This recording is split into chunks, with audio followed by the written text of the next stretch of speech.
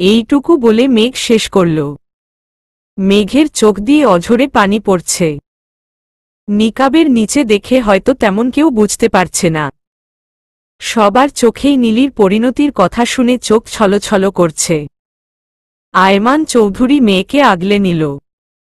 ধূসর এসে হাঁটু গেড়ে মেঘের সামনে বসে মেঘের হাত ধরে বলল, সেদিন খুব কষ্ট পেয়েছিলে তাই না? সরি, আমি তোমার পাশে থাকতে পারিনি। তবে এরপর থেকে দেখবে সবসময় তোমার পাশে থাকব। মেঘ নিজেকে সামলিয়ে বলল, আপনারা থাকুন, আমি ফ্রেশ হয়ে আসছি। মেঘ উঠে দাঁড়ালো। সবাই বুঝতে পারল কষ্ট না দেখানোর চেষ্টা। মেঘ তাড়াতাড়ি ওপরে চলে গেল। আব্বা, নীলিমা নামক মেয়েটি কি সেদিনই মারা গিয়েছিল? হঠাৎ করেই ধূসর অনুভব করছে ওর ঠোঁট কাঁপছে, তাই প্রশ্নটা করতে গিয়েও আর করা হলো না। ও একটা ঢুক গিলল। দিশান এহসান খান আর দিলরুবা খানমের হুট করেই ভীষণ ফাঁকা ফাঁকা লাগছে। মেঘের কথা রাখতেই দিলরুবা খানম এসেছিলেন সবার সাথে। এসে এরকম একটা পরিস্থিতিতে পড়বে সেটা বোধহয় ভাবতে পারেননি। হুট করে আয়মান চৌধুরী বললেন, ধূসরের আগে তোমার সামনে বলেছিলাম না মেঘের 3 সত্তা? একটা হলো আমার মেয়ে, একজন যোদ্ধা যে আমার শত্রুর পক্ষে সবসময় নীরব যুদ্ধ করেছে। আরেকটা তোমার সামনে থাকে। আর 3 নাম্বার হলো মেঘের মা সত্তা। এর আগে যখন তোমার আমার বিদেশে দেখা হয়েছিল তখন বলেছিলে না মেঘ আগের মতো হাসে না কেন, আরও গম্ভীর কিভাবে হলো? আসলে নীলির সেই ঘটনার পর আমার মেয়েটা হাসতে ভুলে গেছিল। তার ওপর নীলের চিন্তা ওর মা হয়ে ওঠা। নীলের একটু সমস্যা ছিল, সেটার জন্য টাকার দরকার হতো। তাই মেঘ নীলদের জন্য সেই শোরুমটা খুলেছিল যাতে আমার থেকে টাকা না নিতে হয়। এমনকি মেয়েটা নীলের দেখাশোনা আর শোরুম নিয়ে এতই ব্যস্ত ছিল যে 2 বছর ঈদেও মেয়েটা ফ্ল্যাট থেকে বাড়ি আসত না। আমি গিয়ে দেখা করতাম ওর সাথে প্রায়ই। বাড়ির আগের পরিস্থিতি তো জানোই, কেউ মেঘের খোঁজ নেয়নি, কেউ প্রয়োজনই মনে করেনি। বোঝা তো মেঘ একা একা উঠাচ্ছিল। সাথে যোগ দিয়েছিল মেঘের 3 বান্ধবী। মেঘ মাঝে মাঝেই মাঝরাতে চিৎকার করে কাঁদত, ওর বন্ধুরা ছাড়া কেউ দেখেনি সে কান্না। সেদিন যখন আশরাফ এলো আমি জাবিনদের ডেকেছিলাম কেন? কারণ সেই দিনটাই ছিল নীলির সাথে ঘটা সেই দিন। মেঘ সেদিন সারাদিন একা একা থাকে কি করে কেউ জানে না। হয়তো নীলির স্মৃতি মনে করে সারাদিন কাটিয়ে দেয়। সারাদিন বাইরে কাটিয়ে রাতে এসে নীলকে জড়িয়ে ধরে বসে থাকত।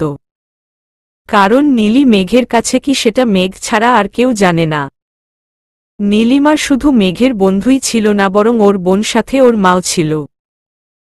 ওরা ছিল একে অপরের সেরা বন্ধু।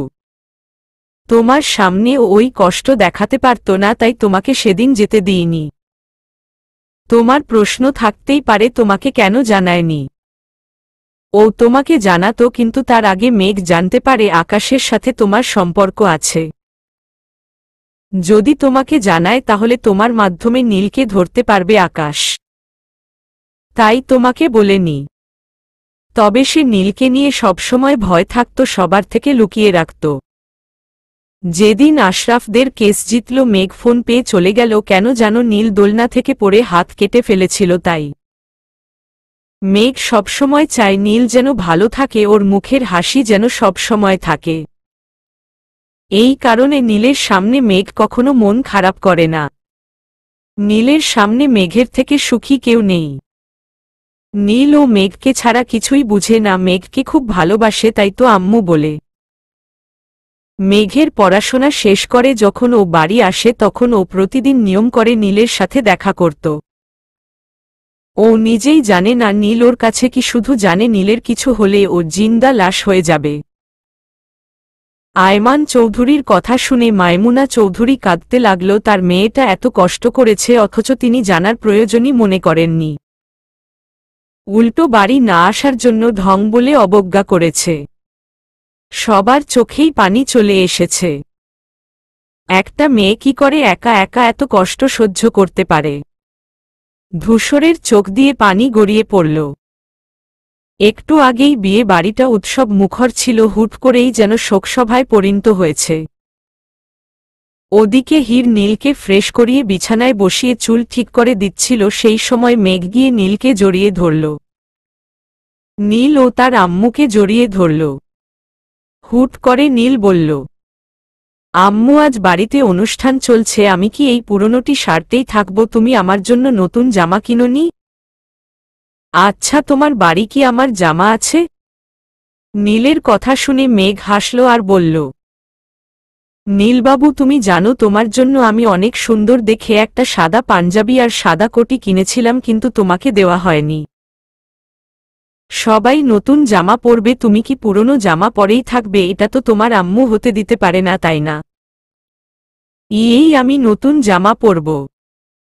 মেঘ ওয়ার্ড্রপ থেকে একটা প্যাকেট বের করে হীরের হাতে দিয়ে বলল, তুই পরিয়ে দে, আমি হাত মুখ ধুয়ে আসছি। এটা কবে কিনলি?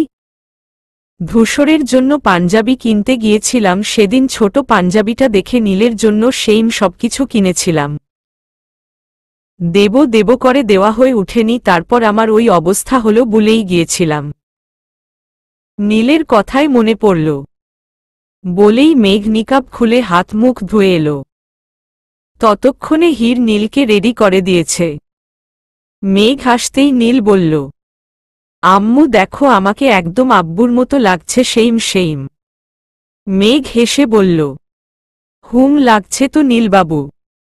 মেঘ টাওয়াল দিয়ে মুখ মুছে নীলকে কোলে নিয়ে হাঁটা ধরল আর বলল, তো চলো নীলবাবু, এখন নিচে যাওয়া যাক। সবাই আমাদের জন্য অপেক্ষা করছে। আজকে কিসের অনুষ্ঠান ছিল আম্মু? তখন হীর বলল, আজকে তোমার আম্মুর আবার বিয়ে হচ্ছিল, আজ তোমার আব্বু তোমার আম্মুকে তার বাড়ি নিয়ে যাবে। তখন নীল বলল, তাহলে আমি কোথায় থাকব? হিরু মামনির সাথে নাকি আম্মুর সাথে? তখন মেঘ বলল, আমরা 5 জন মিলে মিটিং করে তারপর দেখব কোথায় তুমি থাকবে। তবে হ্যাঁ, এবার আমার সাথে থাকার চান্স বেশি। যদি তোমার সাথে থাকি তাহলে হিরু মামনির সাথে কে থাকবে? হিরু মামনি তো একা থাকতে ভয় পায়। আমি ছিলাম বলে এতদিন ভয় পেত না, আমি চলে গেলে হিরু মামনি তো ভয় ঘর থেকেই বের হবে না। এ কথা শুনে মেঘ হাসল, সাথে হিরো। হীর বলল, হ্যাঁ, তাই তো, নীলের কথার দম আছে, আমি তো ভয়ই পাই, সে তো ভয় পায় না। এই জন্য ওয়াশরুমে যেতে গেলে হিরু মামনি বলে চিল্লাচিল্লি করে। আরে মামনি, আমি তো চিল্লাচিল্লি করে তোমাকে শোনাই যাতে তুমি মনে করো তুমি একা বাসায় নেই, আমিও তোমার সাথে আছি। ভয় পাওয়ার কোনো কারণ নেই। মেঘ এবার জোরেই হাসল। ওরা নিচে চলে এসেছে কথা বলতে বলতে, কিন্তু ওদের মনে হয় খেয়াল নেই। বাকি সবাই অবাক চোখে মেঘের হাসি দেখছে। মেঘ হাসি থামিয়ে বলল, নীলবাবু, চিন্তা করো না, তোমার হিরু মামনিকেও তাড়াতাড়ি একটা ছেলে দেখে বিয়ে দিয়ে দেব, যাতে একা থাকতে না হয়। ঠিক বলেছ আম্মু। বলেই দুজনে হাসল। হীর নীলের গাল টিপে বলল, ওরে পাকা ছেলে। তখন ধূসর বলল, কি নিয়ে হাসাহাসি করা হচ্ছে তোমাদের? আমাদেরকেও বলো, আমরাও শুনি। তখন মেঘ বলল, তেমন কিছু না। ধূসর এসে নীলকে কোলে নিল আর কপালে একটা চুমু দিয়ে বলল, মাশাআল্লাহ, আমার বাবাটাকে তো এই শুভ্র রঙে অনেক সুন্দর লাগছে। আম্মু কিনে দিয়েছে না? আর আম্মুর চয়ে জলয় আলোয় আম্মু কি যেন বলো না।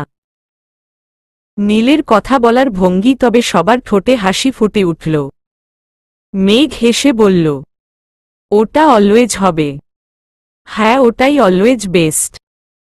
এটা আম্মুর কাছেই ছিল, আমাকে দিতে চেয়েছিল কিন্তু দেওয়া হয়ে উঠেনি, তাই আজকে পরিয়ে দিল। তখন এহসান খান বলল, তো বাকিটা এখন সেরে ফেলা যাক। যদিও না করলেও হবে, বিয়েটা আগেই হয়েছে, এখন শুধু ধূসরের ইচ্ছের জন্য। তখন ধূসর বলল, তো মিসেস, এখন তো কোথাও যেতে হবে না, তো কবুলটা বলে ফেলুন। মেঘ হেসে মাথা নাড়াল। ওরা আবার আগের মতো বসল। হুট করেই পরিবেশটা আবার উৎসব মুখর হয়ে উঠল। ধূসর নীলকে কোলে নিয়ে বসে আছে, অতঃপর মেঘ কবুল বলে দিল, সকলে আলহামদুলিল্লাহ বলে মোনাজাত করল। তখন নীল মেঘের কাছে গিয়ে বলল, আম্মু ক্ষুধা লাগছে। আচ্ছা 1 মিনিট বসো, আমি আনার ব্যবস্থা করছি। এই লিয়া। হ্যাঁ বল। নীলের জন্য খাবার নিয়ে আয়োর ক্ষুধা লাগছে। আনছি। সবাই আগেই খেয়েছে, তাই এখন আর কেউ খাবে না। লিয়া খাবার আনতেই মেঘ হাত ধুয়ে ওকে খাইয়ে দিতে লাগল। তখন ধূসর ওদের পাশে বসল আর ওদের দেখতে লাগল। ধূসরের নীলকে খুব আপন লাগছে। ও মুগ্ধ চোখে মেঘ আর নীলকে দেখতে লাগল। খাওয়া শেষ হলে তখন এহসান খান বলল, হয়েছে সব আনুষ্ঠানিকতা সম্পন্ন, এখন তো আয়মান মেয়েকে বিদায় দিতে হবে। হুট করেই এ কথা শুনে আয়মান চৌধুরী আর মেঘের বুকটা চমকে উঠল। মেঘ ওর আব্বার দিকে তাকালো আর উনি মেয়ের দিকে তাকিয়ে আছেন।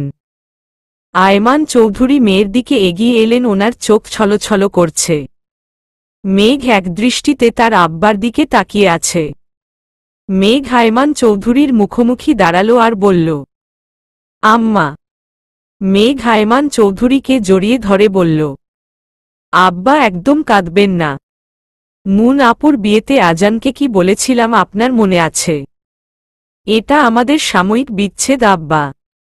আমাদের একেবারে বিচ্ছেদ নয়, তাহলে আপনার চোখে পানি কেন আব্বা? আপনি জানেন না আপনার চোখের পানি আমার সহ্য হয় না। আমার জন্য একদম কাঁদবেন না আপনি। যখনই আমাকে মনে পড়বে আপনি আমায় ফোন দিবেন, আমরা কথা বলবো। যখন আপনার আমাকে নিয়ে চন্দ্রবিলাস করতে ইচ্ছে করবে, আমি যদি আপনার কাছে না থাকি তাহলে ফোন দেবেন আমাকে, আমি খোলা আকাশের নিচে চলে যাব। দুজন দুই প্রান্তে থেকেও আমরা অনুভব করব আমরা একে অপরের সাথে আছি, একই চাঁদ দেখছি। যখন আপনার আমার কাঁধে মাথা রাখতে ইচ্ছে হবে তখন চোখ বন্ধ করে ভাববেন আমি আপনার পাশেই আছি। আয়মান চৌধুরী মেয়েকে আগলে বলল, আপনি তো আমারটা বললেন আম্মা, আপনি কি করবেন? যখন আমাকে আপনার মনে পড়বে। আপনাকে যা বললাম আমিও তাই করব আব্বা। আয়মান চৌধুরী মেয়েকে ছেড়ে কপালে চুমু খেল আর বলল, আমি একদম কাঁদব না আম্মা, আপনাকে আমি হাসি মুখেই বিদায় দেব। সকলে এই অদ্ভুত বাবা মেয়ের সম্পর্ক দেখে মুগ্ধ। হয়তো এই প্রথম কোনো মেয়ে না কেঁদে বাবাকে সান্ত্বনা দিচ্ছে না কাঁদার জন্য। আয়মান চৌধুরী মেঘের হাত ধূসরের হাতে দিয়ে বলল, আমি জানি আমার কিছুই বলতে হবে না তোমাকে ধূসর। তুমি জানো মেঘ কেমন আর ওর কিসের প্রয়োজন। শুধু বলবো নিজেদের খেয়াল রেখো। এক এক করে মেঘ সবাইকেই জড়িয়ে ধরল, শুধু মায়মুনা চৌধুরীকে ছাড়া। ও শুধুমাত্র তার সামনে গিয়ে বলল, আসছি। ব্যাস এইটুকুই।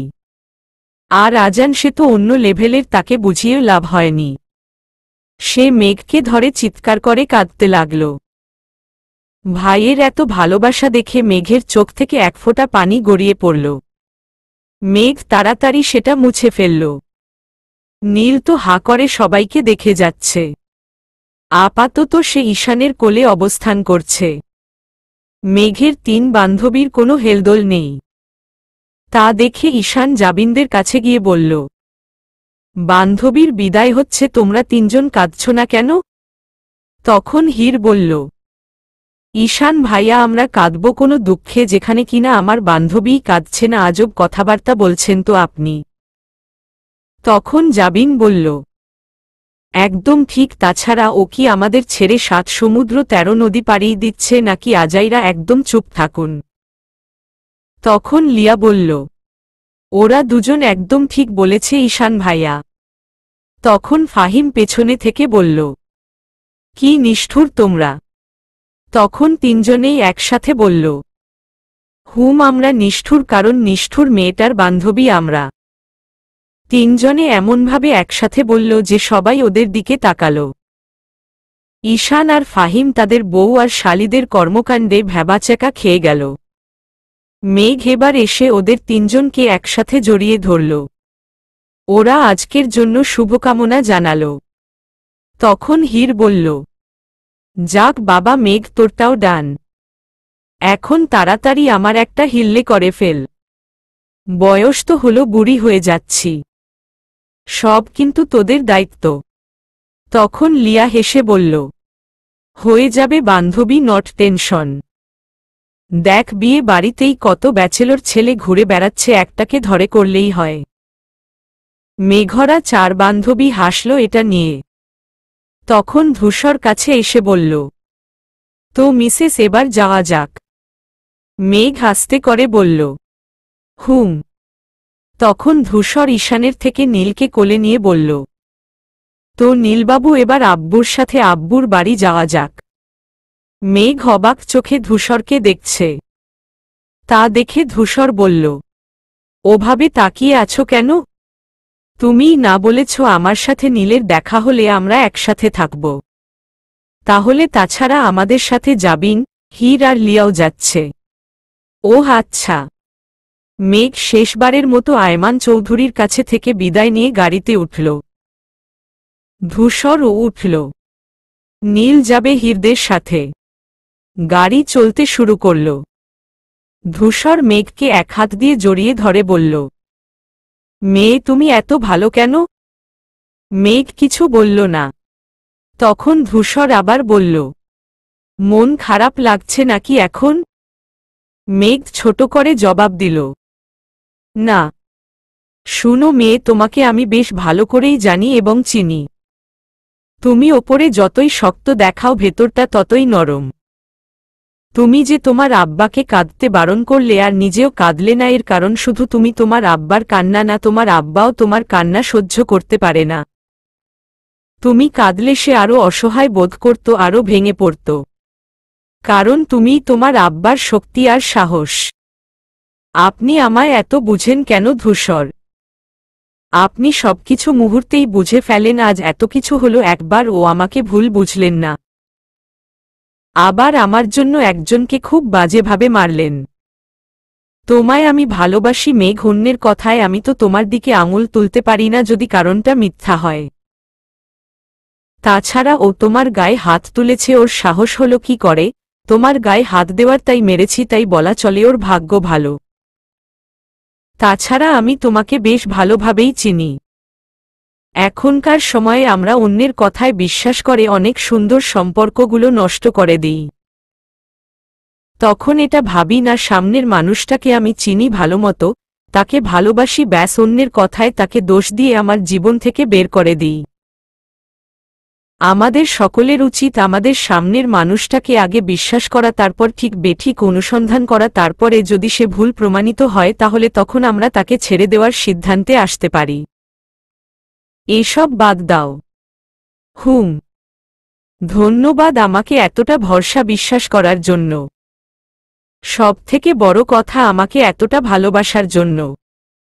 ধূসর হাসল আর বলল, তুমি জানো যে নিষ্ঠুর মেয়েটা আমায় ভালোবাসি বলে না। সেই নিষ্ঠুর মেয়েটা আজ সবার সামনে জড়িয়ে ধরে ভালোবাসি বলছে। আমার তো তখন মনে হচ্ছিল হাওয়ায় ভাসছিলাম। মেঘ হেসে বলল, আপনি এমন কেন ধূসর? কেমন সুইট আর কিউট। ধূসর হাসল প্রশান্তিময় হাসি। ও মেঘকে জ্বালাতে বলল, my dear wifey, thanks for the compliment. তো বলেন, হানিমুনে কোথায় যেতে চান? মেঘ লজ্জা পেল, কিন্তু লজ্জাকে প্রশ্রয় না দিয়ে বলল, 6 বছর হয়েছে আমাদের বিয়ের, এর মাঝে আমরা অনেক জায়গায় ঘুরেছি, এর মধ্যে হানিমুন আসছে কোথা থেকে? আমরা কোথাও যাচ্ছি না। এটা বললে তো হবে না, আমরা আজ বিয়ে করলাম বুঝেছ, আগে যা হয়েছে সব ভুলে যাও। আমরা হলাম new married couple. New married couple বলেই মেঘ হাসল। তা দেখে ধূসর মুগ্ধ চোখে মেঘের হাসি দেখতে লাগল। আর মনে মনে বলল, মেঘবালিকা, এভাবেই সবসময় তোমাকে হাসি খুশি রাখব, যাতে পুরনো সব তিক্ত স্মৃতি তোমার মন ও মস্তিষ্ক থেকে মুছে যায়। মেঘ দেখল ধূসর ওর দিকে অদ্ভুত দৃষ্টিতে তাকিয়ে আছে, তা দেখে ও হাসি থামিয়ে বলল, এভাবে তাকিয়ে আছেন কেন? তুমি এত সুন্দর কেন বউ? ইস, কি সুন্দর তোমার হাসি, একদম বুকে গিয়ে লাগে। এখন রাখুন। এত ড্রামা করেন আপনি। এই যে আমি একটু আমার বউয়ের প্রশংসা করি তোমার সহ্য হয় না? নিষ্ঠুর মেয়ে একটা সবসময় বাগড়া দেওয়ার জন্য রেডি হয়ে থাকে। আপনার এরকম কথা কিন্তু আমার দারুণ লাগে। ধূসর কিছু বলবে তার আগেই গাড়ি থেমে গেল ও চারদিকে তাকিয়ে দেখল বাড়ি পৌঁছে গেছে। তাই ও বলল, হয়েছে দেখো তোমার শ্বশুরবাড়ি পৌঁছে গেছি, গাড়ি থেকে নেমে পড়ো। না থাক, আমি নেমে তোমার দরজা খুলে দিচ্ছি। বলেই ধূসর নেমে পড়ল আর নেমে গিয়ে মেঘের সাইডের দরজা খুলে হাত বাড়িয়ে দিল। মেঘ মুচকি হেসে হাত ধরল। দরজার সামনে দাঁড়াতেই দিলরুবা খানম বরণ করে নিলেন। মেঘকে আগে ফ্রেশ করাতে নিয়ে গেল রোহিণী আর নোলক, সাথে মেঘের বান্ধবীরাও গেল। অতঃপর সবাই নীলকে বুঝিয়ে মেঘের বান্ধবীদের কাছে রেখেছে। আপাতত মেঘ বসে আছে লাল টুকটুকে শাড়ি পরে তার ফুলসজ্জার খাটে। খুব সুন্দর করে পুরো ঘরটাকে লাল গোলাপ দিয়ে সাজানো হয়েছে। মেঘের ভীষণ লজ্জা লাগছে, যদিও এর আগে এই ঘরে অনেকবার এসেছে, কিন্তু আজ পার্মানেন্ট, অনুভূতি অদ্ভুত। বাইরে ঈশান, দিশান, নোলক আর রোহিণী দরজা আটকিয়ে রেখেছে। ধূসরের সাথে ঘরে ঢোকার টাকা নিয়ে দর কষাকষি হচ্ছে। ঈশান তো ঠাস করে বলেই দিল, আহা চান্দু, ও বাড়িতে তোমার বউয়ের বান্ধবীদের কত টাকা দিয়ে এলে, তখন তোমার টাকা ফুরায় না? এখন বন্ধু, ভাই, ভাবি আর বোনকে টাকা দিতে গিয়ে তোমার টাকা নাই, তাই না? তখন ধূসর বলল, আমি কি বলেছি আমার টাকা নাই? আমার টাকা আছে, আমার রুমের ভেতর মানিব্যাগে যা ছিল সব শেষ, ক্যাশ নাই, তোরা কার্ড নিতে পারিস। আমার বউয়ের কাছে যেতে যদি তোদের লাখ টাকাও দিতে হয় আমি তাও রাজি। এ কথা শুনে সবাই হৈ হৈ করে উঠল। এদিকে মেঘের লজ্জায় কান গরম হয়ে উঠল। কি বউ পাগল ছেলেরে বাবা! অতঃপর ধূসর বাইরে সবাইকে ঠান্ডা করে ভেতরে প্রবেশ করল আর ঢুকে লাল টুকটুকে লাড়ি পরিহিতা তার মেঘবালিকাকে দেখে মুগ্ধ হয়ে গেল। মেঘ সালাম দিল, আসসালামু আলাইকুম ইয়া কালবি। ওয়ালাইকুমুস সালাম ইয়া হাবিবি। মাশাআল্লাহ, আমার অনেক সুন্দর নাম দিয়েছেন বিবি সাহেবাত। মেঘ হাসল, তারপর বলল, ফ্রেশ হয়ে অজু করে আসুন, আমি অজু করে এসেছি। হুম। বলেই ধূসর ওয়াশরুমে ঢুকল। বিয়ে বাড়ির পোশাক ছেড়ে নরমাল সাদা পাঞ্জাবি পরে বের হল। মেঘ জায়নামাজ বিছিয়ে ধূসরের টুপি নিয়ে দাঁড়িয়েছিল। এই ঘরের সবকিছুই তার জানা। ধূসর মুচকি হেসে মেঘের থেকে টুপি নিল। তারপর দুজনে একসাথে 2 রাকাত নফল সালাত আদায় করে ভবিষ্যতের দাম্পত্য জীবনের জন্য দোয়া করল। সকলের মঙ্গল কামনা করল। নামাজ শেষে মেঘ জায়নামাজ দুটো গুছিয়ে রেখে বিছানায় বসল। ধূসর মুচকি হেসে বলল, দাঁড়াও, আরেকবার রাসূল সাল্লাল্লাহু আলাইহি ওয়াসাল্লাম এর দোয়াটা তোমার মাথায় হাত রেখে পড়ি। যদিও আমাদের আগের বিয়ের রাতে পড়েছিলাম। মেঘ মুচকি হেসে মাথা এগিয়ে দিল। ধূসর ওর মাথায় হাত রেখে দোয়া পড়ল। অতঃপর দুজনে মুখোমুখি বসল। ধূসর মেঘের মোহরানা আগেই শোধ করেছিল, তাই এখন আর দরকার নেই। ধূসর মেঘের হাত দুটো ধরে বলল, গোলাপের সমারোহে মনের গহীনে চোখের মুগ্ধতায় তুমি আমার একফালি সুখ। আমার মেঘবালিকা, আমার সারা জীবনের সুখ। তুমি আমার জীবনের এমন একজন নারী যার প্রতি আমার মুগ্ধতা কখনো হারায় না।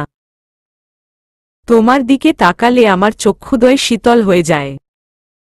কেউ একজন বলেছিল সময়ের সাথে মুগ্ধতা হারিয়ে যায়, আর যখন মুগ্ধতা শেষ হয়ে যায় তখন নাকি বিচ্ছেদ ঘটে। আমি তাদের বলতে চাই, মুগ্ধতা সময়ের সাথে শেষ হয় না, বরং সময়ের সাথে ভালোবাসা আর মুগ্ধতা বেড়ে চলে যদি জীবনসঙ্গী সঠিক হয়। তখন মেঘমুগ্ধ চোখে ধূসরের কথা মন দিয়ে শ্রবণ করল। তারপর মুচকি হেসে বলল, ভালোবাসা কি শুধু মুখে ভালোবাসি বলা, তার সাথে ফুচকা খাওয়া, ফুল দেওয়া, ঘোরাঘুরি করা? না, ভালোবাসা এটা নয়। যদি শুধু এগুলো হয় তাহলে সেই মুগ্ধতা একটা সময় কেটে যাবে, ভালোবাসাও মলিন হয়ে যাবে, কারণ তাদের মাঝে সত্যিকারের ভালোবাসা ছিলই না। ভালোবাসা হল একে অপরের প্রতি অগাধ বিশ্বাস, একে অপরের প্রতি দায়িত্ব, একে অপরের করা অসংখ্য যত্ন, একে অপরের প্রতি সম্মান, একে অপরের কাছে গুরুত্ব, একে অপরের সুখ দুঃখের সাথী, সবশেষে একে অপরের সবথেকে বিশ্বস্ত বন্ধু। ভালোবাসার কোনো শেষ নেই, শুধু আছে প্রকাশের ভিন্নতা। মানুষ ভিন্ন ভিন্নভাবে তার প্রিয়জনকে ভালোবাসে। না হলে মুখে এতবার নিষ্ঠুর মেয়ে বলেও কেউ এত ভালোবাসে, আর নিয়ম করে নিয়মিত ভালোবাসি বলে। মেঘের এত মণিমুগ্ধকর কথা আর শেষে ওকে নিয়ে বলা কথা শুনে ধূসর হাসল আর বলল, স্বামী স্ত্রীর সম্পর্ক হচ্ছে আল্লাহর দেওয়া প্রদত্ত সবথেকে সুন্দর সম্পর্ক। সবথেকে বড় কথা, উত্তম জীবসঙ্গীর প্রতি কখনো মুগ্ধতা হারায় না। কারণ আল্লাহ তাআলা যে আমাদের একে অপরের প্রতি ভালোবাসা সৃষ্টি করেছেন। তবে হ্যাঁ, তোমার কথা অনুযায়ী স্বামী স্ত্রীর সংসার যে শুধুই ভালোবাসার তা নয়, বরং শ্রদ্ধা, দায়িত্ববোধ এবং বোঝাপড়ার এক মিশ্রিত বন্ধন। প্রতিটি সম্পর্কেই কিছু দুঃসময় থাকবে, কিছু মনোমালিন্য থাকবে। হাতের 5 আঙ্গুল তো আর সমান নয়। চিন্তাভাবনার ভিন্নতা কোনো খারাপ জিনিস নয়, বরং এটাই আল্লাহর সৃষ্টির সৌন্দর্য। জনাব, তুমি জানো আমি আমার ভালোবাসা সবসময় তোমার কাছে প্রকাশ করি কেন? কেন? এখনকার সময়ে স্বামীর ভালোবাসা প্রকাশ এক অন্য মাত্রা এনেছে। স্ত্রীদের প্রতি একটু কেয়ার, ভালোবাসা দেখালে তারা উপাধি পায় বউ পাগল। এই জন্য অধিকাংশ স্বামীই ভাবেন স্ত্রীর প্রতি ভালোবাসা প্রকাশের কি আছে, সে তো জানেই আমি তাকে ভালোবাসি, সবার সামনে প্রকাশ করে কেন বউ পাগল উপাধি নেব। কিন্তু তারা মানুষের কথা মনে রাখলেও তারা এটা মনে রাখে না। স্ত্রীর প্রতি ভালোবাসা প্রকাশ রাসূল সুন্নাহ। তিনি খুদ তার স্ত্রীগণদের প্রতি ভালোবাসা প্রকাশ করতেন। সেটা তো আছেই, কিন্তু ধূসর স্বামীরা ভালোবাসা প্রকাশ করলে বউ পাগল উপাধি পায়, কিন্তু স্ত্রীরা ভালোবাসা প্রকাশ না করলে বুঝি নিষ্ঠুর মেয়ে উপাধি পায়। মেঘের কথা শুনে ধূসর হাসল আর বলল, না, সবাই পায় না। কারণ কেউ আমার মতো এত সুন্দর করে সাহস করে নিষ্ঠুর মেয়ে উপাধি দিতেই পারবে না। বলা যায় এটা তাদের মাথায় আসবে না। এই যুগে সবাই বউকে ভয় পায় কি না? কি বললেন আপনি? কিছু না কিছু সত্যি কথা। যাই হোক, গল্প করেই সারারাত কাটিয়ে দেবেন নাকি ম্যাডাম? আজ যে আমাদের নতুন করে আবার ফুলসজ্জা। কথাটা শুনে মেঘ লজ্জা পেল আর ধূসরের বুকে মাথা লুকাল। ধূসর ও তার মেঘবালিকাকে তার বুকে আগলে নিল। সকালের স্নিগ্ধ মিষ্টি রোদ চোখে পড়তেই ঘুম ভেঙে যায় ধূসরের। আর চোখ খুলতেই সদ্য গোসল করা হালকা নীল রঙের শাড়ি পরিহিতা তার মেঘবালিকাকে দেখে মুগ্ধ হয়ে যায়। মূলত তিনিই পর্দা সরিয়েছেন, তার দরুন ধূসরের মুখে মিষ্টি রোদ পড়েছে। ধূসর মুগ্ধ হয়ে মুখ দিয়ে উচ্চারণ করল, মাশাআল্লাহ, মনে হচ্ছে নীল একটু টুকরো আকাশ আমার সামনে দাঁড়িয়ে। তখন মেঘ ভেজা চুল পেছনে দিয়ে বলল, মিস্টার ধূসর এহসান, শুভ্র বিছানা ছেড়ে এখন উঠুন। অনেক বেলা হয়ে গেছে, দেখেছেন সূর্য মামাও উঠে পড়েছে। শুভ সকাল মাই ডিয়ার ওয়াইফি। শুভ সকাল। এখন তাড়াতাড়ি উঠে পড়ুন, ফজরের নামাজ কাজা হয়ে গেছে, আমি এখন পড়ে নিচ্ছি, আপনি গোসল করে আসুন। আমার জন্য একটু দাঁড়াও, এই 5 মিনিটে গোসল করে আসছি। তারপর একসাথে ফজরের কাজা সালাত আদায় করব। ঠিক আছে। ধূসর গেল গোসলে। মেঘ ধূসরের জন্য জামাকাপড় বের করল, কারণ মশাই জামাকাপড় ছাড়াই চলে গেছে গোসলে, এখনই ডাক পড়বে। ঠিক পড়লও তাই। মেঘ হেসে জামাকাপড় দিল। কিছুক্ষণ পর ধূসর বের এলো, তারপর একসাথে সালাত আদায় করে নিল। সবে 6:30 বাজে। মেঘ নিচে গেল, ধূসরের একটা ফোন এলো, তাই ও ফোনে কথা বলতে লাগল। মেঘ নিচে যেতেই দেখল তার 3 বান্ধবী সোফায় বসে আছে, নিচে তেমন কেউ নেই। যেহেতু অনুষ্ঠান হবে না, তাই আত্মীয়স্বজন বলতে শুধু ধূসরের মামার বাড়ি। তারাও বোধহয় ওপরে। কারণ ধূসরের কোনো ফুপি বা কাকা নেই। হয়তো বেশ রাত করে শোবার জন্য ঘুমিয়ে আছে, নয়তো এত সকালে নিচে নামছে না। মেঘকে দেখেই লিয়া মশকরা করে বলল, নতুন বউ এত সকাল সকাল নিচে, ও মাই আল্লাহ, ভেজা চুল, মাশা আল্লাহ। তখন মেঘ বলল, একদম ফাজলামো করবি না।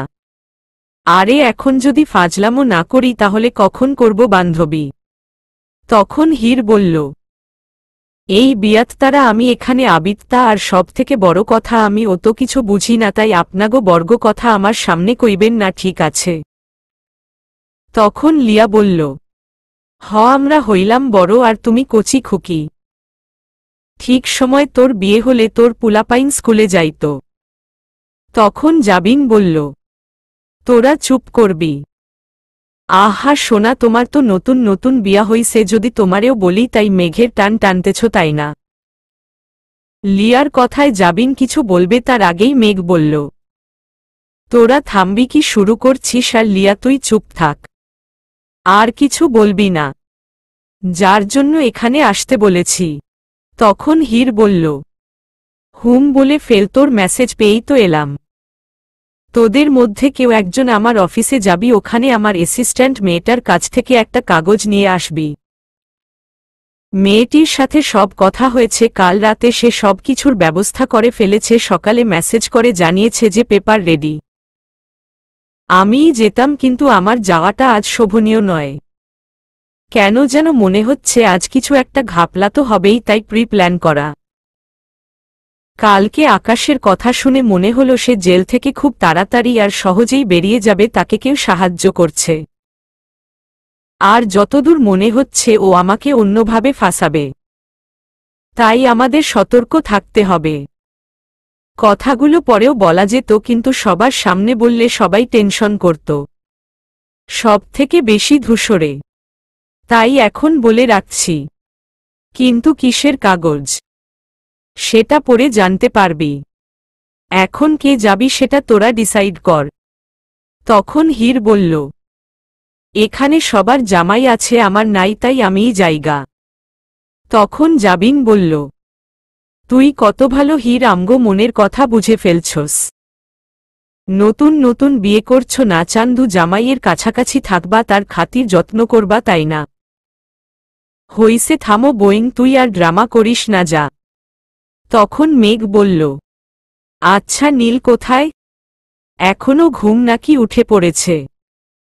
তখন লিয়া বলল, ঘুমেই, কাল রিম ঝিমের সাথে অনেকক্ষণ খেলেছে, আমাকে বলল ওরা নাকি ভাইবোন হয়ে গেছে। ভাইবোন?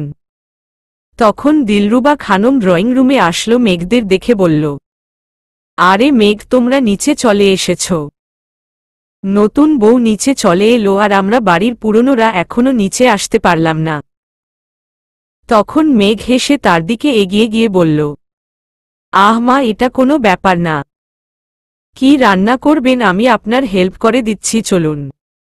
তোমার আজ করতে হবে না, পরে তোমার শ্বশুর বলবে, আসতে না আসতেই, নতুন বউ আসতেই কাজে লাগিয়ে দিয়েছি। বাবাকে আমি সামলে নেব, আপনি চলুন তো। তাছাড়া আমি এই বাড়িতে নতুন না, আমি পুরনোই। না মা, আজ ছেড়ে দাও, কাল থেকে করো। তাছাড়া আমার ভাই আর ভাইয়ের বউ, তার ছেলে মেয়ে আছে, তারা কি বলবে বলো তো? তখন ধূসর বলল, তোমার বৌমা অন্য কারো ধার ধারে নাকি? ও যা বলে তাই করে, থাক, করুক, তোমাদের সুবিধা হবে। তাছাড়া বউয়ের হাতের রান্না খাবো, এটা ভালো না। তুই চুপ থাক ধূসর, একদম কথা বলবি না। আহ মা, তুমি কিন্তু আমার বউ আর বউয়ের বান্ধবীদের সামনে আমাকে অপমান করছো। বেশ করছি, অপমান করছি, যেই না দুইটা কথা বললাম তোর অপমান হয়ে গেল। তখন মেঘ বলল, আহা মা, কি শুরু করলেন? রান্নায় দেরি হয়ে যাবে তো, চলুন। মেঘের জোড়াজুড়িতে দিলরুবা খানম বাধ্য হয়ে ওকে নিয়ে কাজ করতে লাগল। এ বাড়িতে সকল রান্না দিলরুবা খানম আর রোহিণী করে। দিলরুবা খানমের কথা অনুযায়ী আমার ছেলেমেয়েদের মা থাকতে তারা কেন অন্য লোকের রান্না করা খাবার খাবে? কাজের লোক অন্যান্য কাজ করে, তাই তাদের সকালে পাওয়া যায় না। কিছুক্ষণ পর রোহিণী এলো আর এসেই মেঘকে দেখে অবাক হল। সে হেসে বলল, তা মা, আজ পুরনো অ্যাসিস্ট্যান্ট ভুলে নতুন অ্যাসিস্ট্যান্ট নিয়েছেন বুঝি? নতুন আসতেই পুরনোকে ভুলে গেলেন। তখন দিলরুবা খানম মেকি রাগ দেখিয়ে বলল, রোহিণী, টেনে মারব এক চর। এরকম কথা বললে আর বলো না। আমার আগে দেখি মেঘ নিচে এসে বান্ধবীদের সাথে কথা বলছে, আমি আসতেই সে বায়না ধরল সে আমার সাথে রান্না করবে। বারবার মানা করেও ফেরাতে পারলাম না। তার ওপর তোমার দেওর, সে তো বউ, পাগল বউ, যা বলে তাতেই সায় দেয়। দিলরুবা খানমের কথায় মেঘ লজ্জা পেল। তা দেখে রোহিণী হেসে বলল, আর লজ্জা পেতে হবে না, খানবাড়ির সব ছেলেই বউ পাগল, তাই না মা? ইভেন আমার শ্বশুরমশাইও। এ কথা শুনে দিলরুবা খানম লজ্জা পেল। আর মেকি রাগ দেখিয়ে বলল, অনেক কথা হয়েছে, এখন রোহিণী কাজে লেগে পড়ো। ওই কুচি করা আদারশুনগুলো বেটে ফেলো, জলদি গরুর মাংসে দিতে হবে। আর মেঘ, যাও তোমার জামাই আর বান্ধবীদের কফি দিয়ে এসো। বাকিরা নিচে আসলে তখন দেওয়া যাবে। এখানের অবস্থা দেখে মেঘ হাসল। সে সত্যিই একটা ভালো পরিবার পেয়েছে, যেখানে মন খুলে সবাই সব করতে পারে। ইভেন শাশুড়ির সাথে মজাও করতে পারে। রোহিণী হেসে ঠিক আছে বলে বাটতে লাগল। মেঘও কফি নিয়ে এলো। এদিকে ধূসর সোফায় বসে আছে। লিয়ারা কিছু নিয়ে কথা বলছে, মাঝে মাঝে ধূসরও কিছু বলছে। মেঘ ওদের কাছে এসে সবাইকে কফি দিয়ে চলে গেল। কিছুক্ষণ পর এক এক করে সবাই নামতে লাগল। ঈশান নীলকে একেবারে ফ্রেশ করিয়ে নিয়ে কোলে করে নিচে আসল। ও আসতেই ধূসর নীলের সাথে কথা বলতে লাগল। ঈশান ধূসরকে পিঞ্চ মেরে কথা বলতে লাগল। এদিকে মেঘদের রান্নাও প্রায় শেষ। অতঃপর ব্রেকফাস্ট করার জন্য সবাই টেবিলে বসল। তখন রোহিণী বলল, আজ কিন্তু মেঘও আমাদের সাথে ব্রেকফাস্ট বানিয়েছে। এ কথা শুনে এহসান বলল, কি তোমরা নতুন বউকে দিয়ে কাজ করিয়েছ? তখন দিলরুবা খানম বললেন, সেটা তোমাদের নতুন বউকেই জিজ্ঞেস করো। তখন মেঘ বলল, আসলে বাবা। তখন মেঘের মামি বলল, মেয়ের তো তেমন রূপ নেই, তাই কাজ করে সবার মন জয় করার চেষ্টা করছে আর কি। কেউ কিছু বলবে তার আগেই ধূসর বলল, ফর ইউর কাইন্ড ইনফরমেশন মামি, আমার বউয়ের মন কারো জয় করতে হবে না। কারণ মেঘ অনেক আগেই এটা জয় করে নিয়েছে তার ব্যক্তিত্বের মাধ্যমে। তাছাড়া আমাদের বিয়ে নতুন নয়, সেই 6 বছর হতে চলল আমাদের বিয়ের। এটা আমার বউয়ের সংসার, তাই নিজে থেকে আগেই গুছিয়ে নিচ্ছে। আমার বউ তো অন্তত কিছু পারে, আপনার মেয়ে তো গুড ফর নাথিং। ধূসরের খোঁচা মারা কথায় তিনি চুপ হয়ে গেলেন। ওর মামাতো বোন অপমানে নিচের দিকে তাকিয়ে রইল। তার মা এমন কিছু বলবে ওর মাথায়ই আসেনি। আসলে ধূসরের সাথে তিনি তার মেয়ের বিয়ে দিতে চেয়েছিলেন, এই জন্য মেঘকে তার তেমন পছন্দ নয়। ধূসর যেহেতু বলল, তাই এটা নিয়ে কেউ কিছু বলল না। মেঘের বান্ধবীরা খুব খুশি। ধূসরের পরিবারের মুখেও হাসি ফুটে উঠল। স্বামী তো এমনই হওয়া উচিত। মেঘও মুচকি হাসল। পরিস্থিতি স্বাভাবিক করতে এহসান খান বলল, হয়েছে কোনো কথা, এবার চুপচাপ খাও সবাই। সবাই চুপচাপ খাওয়া শুরু করল। নীল বসেছে ধূসরের পাশে। তখন নীল বলল, আম্মু খাইয়ে দাও। মেঘ কিছু বলবে, তখন ধূসর বলল, আজ আম্মু না বাবা, আজ আব্বু তোমায় খাইয়ে দেবে।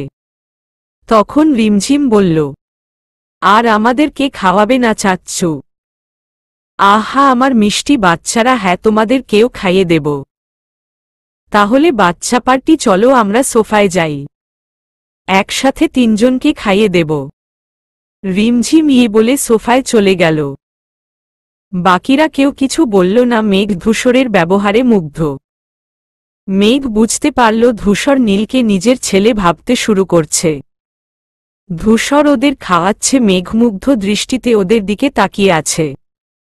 তখন রোহিণী পাশে থেকে বলল, এই যা, ওদের তো গরুর মাংস দিতেই ভুলে গেছি। রোহিণী বাটি নিয়ে ওখানে গেল। মেঘের হুঁশ আসলো। অতঃপর 4 বান্ধবী একসাথে বলে উঠল, নীলকে গরুর মাংস দিবেন না, ওর গরুর মাংসে অ্যালার্জি। হুট করে এমন হওয়ায় সবাই এক প্রকার চমকে উঠল। 4 বান্ধবী একে অপরের দিকে তাকিয়ে হাসল। রোহিণী ভয় পেয়ে গেছিল। তখন ধূসর বলল, ঠিক আছে, নীলকে দেব না। তোমরা 4 বান্ধবী টেনশন নিও না। তখন দিলরুবা খানম বলল, তোমরা দেখছি নীলের সবাই বেশ খেয়াল রাখো। তখন মেঘ হেসে বলল, আমাদের 4 জনের যে একটাই ছেলে, তাই। সবথেকে বড় কথা, নীলির গরুর মাংসে অ্যালার্জি ছিল, সেখান থেকেই নীল পেয়েছে, তাই বেশি মনে থাকে। দিলরুবা খানম আনমনে বলল, নীলি মানে নীলের মায়ের আমার মেয়ে নীলাশা, ও তো গরুর মাংসে অ্যালার্জি ছিল। তখন মেঘ বলল, মা কিছু বললেন? ওনার হুঁশ আসলো আর বলল, না তেমন কিছু না।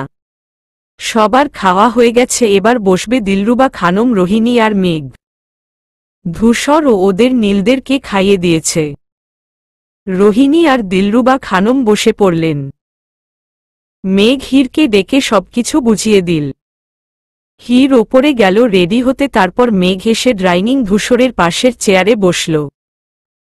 কারণ সে তখন 3 বাচ্চাকে খাইয়ে দিয়েছে, এখন নিজে খাবে। মেঘ বসতেই ধূসর বলল, বিবি সাহেবা, আজকের রান্না অনেক ভালো হয়েছে মাশাআল্লাহ, আর তরকারির তো জবাব নেই যেটা তুমি রেঁধেছ। এই কথা শুনে মেঘ হেসে বলল, হয়েছে জনাব, আর প্রশংসা করতে হবে না। আরে আমি তো এক ঢিলে 2 পাখি মারার কাজ করলাম। তখন রোহিণী বলল, যেমন ছোট ভাইয়া? তুমি জানো না ভাবি, স্ত্রীর প্রশংসা করা সুন্নাত। রাসূল সাল্লাল্লাহু আলাইহি ওয়াসাল্লাম আয়েশা সবার সেরা এবং খাদিজা এর ভালোবাসার প্রশংসা করতেন। বুখারী 5229, 3411।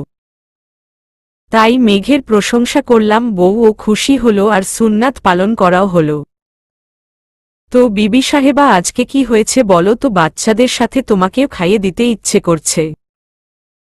ধূসরের কথা শুনে দিলরুবা খানম আর রোহিণী মুচকি হাসল। মেঘ লজ্জা পেয়ে বলল, থাক, দেওয়ার দরকার নেই, আমি নিজে হাত দিয়ে খেতে পারব। আপনি তাড়াতাড়ি খাওয়া শেষ করুন। তুমি কিন্তু আমাকে নেকি পাওয়া থেকে বঞ্চিত করছ। আমি কি করলাম আবার?